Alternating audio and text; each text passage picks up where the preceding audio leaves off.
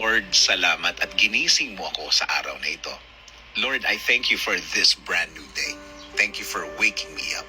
Salamat at nagising ako, Panginoon. Maraming salamat sa napakagandang gising ko na ito.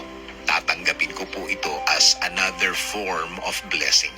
Humihingi po ako ng patawad, Lord, dahil minsan hindi ko nakikita ang kagandahan ng umaga at araw.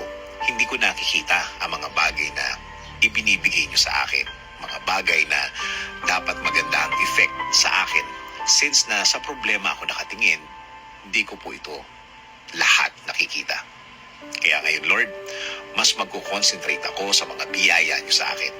Mas ibubukas ko ang aking mga mata, ang aking puso, ang aking isip. Mas hahanapin ko ang kagandahan ng araw at kagandahan ng sitwasyon. Sa ganda ng mga bagay na inilalagay niyo sa aking buhay.